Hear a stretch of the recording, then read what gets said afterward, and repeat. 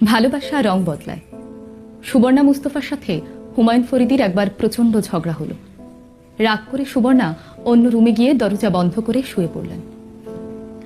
পরদিন সুবর্ণা দরজা খুলে দেখেন যে রুমে ঝগড়া হয়েছিল সেই রুমের মেঝে থেকে ছাদের দেয়াল পর্যন্ত একটি কথাই লিখে ভরিয়ে ফেলা হয়েছে, আর তা হলো, সুবর্ণা, আমি তোমাকে ভালোবাসি।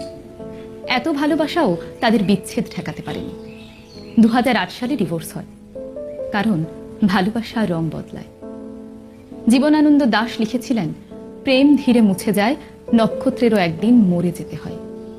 সেই জীবনানন্দ দাশকে একবার দেখে বিয়ের পিঁড়িতে বসেন লাবণ্যপ্রভা। সাহিত্যের ছায়া থেকে 100 হাত দূরে থেকেও সাহিত্যের ইতিহাসের এক উজ্জ্বল নক্ষত্র এই লাবণ্য।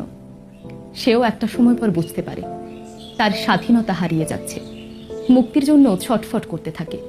দুর্বিষহ হয়ে ওঠে তাদের জীবন। আসলে প্রেম ধীরে মুছে যায়। গুলতেকিন নামের ক্লাস 10-এর সেই কিশোরী হুমায়ুনের প্রেমে অন্ধ হয়ে তাকে বিয়ে করে ফেলে, কিন্তু বিয়ের পর জানতে পারে লেখক হুমায়ুন মানুষ হিসেবে খুবই সাধারণ। বাস্তব জীবনে সে চাঁদের দিকে হাঁ করে তাকিয়ে থাকে না, কবিতা আওড়ায় না, তার মধ্যে অসাধারণ কিছুই নেই।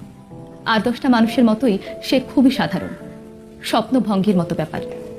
তখন গুলতেকিন বলতে থাকেন, তোমার শুধু লেখাই ভালো, অন্য কিছু নয়। আসলে ভালোবাসা রং বদলায়। নন্দিতা রায়ের বেলা শেষে সিনেমায় এই কঠিন সত্যটি অতি সহজভাবে তুলে ধরা হয়েছে। হাতের উপর হাত রাখা খুব সহজ, কিন্তু সেই হাত সারা জীবন বয়ে বেড়ানো খুব একটা সহজ নয়।